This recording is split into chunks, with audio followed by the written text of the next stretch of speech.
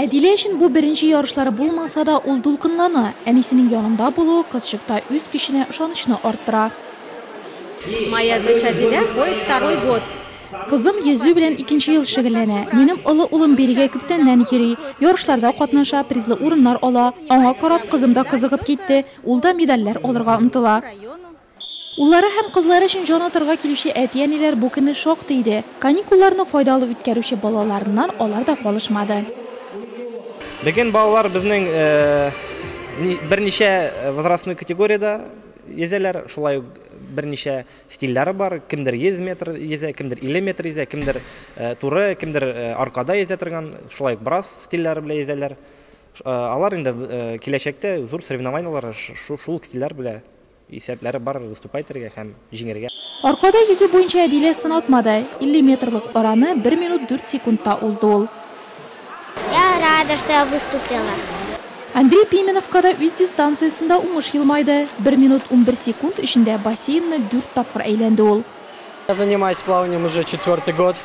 Мин йөзү белән 4нче ел шөгыльләнәм. Башта авыр булды. Беренче 2 елда уңыш елмаймады. Призлы урыннар да сирәк эләгә иде. Тора бара нәтиҗәләр яхшырды. Хәзер мин зона ярышларында катнашам.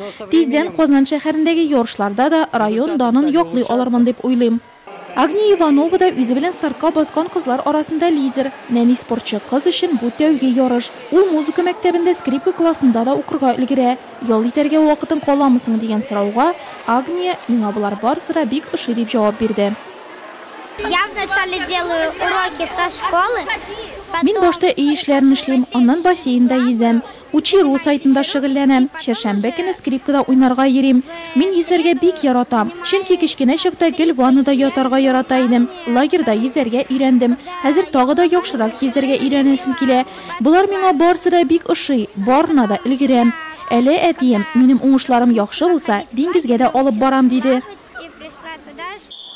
Балалар яшүсмерләр спорт мәктәбе бассейны бердә буш тормый.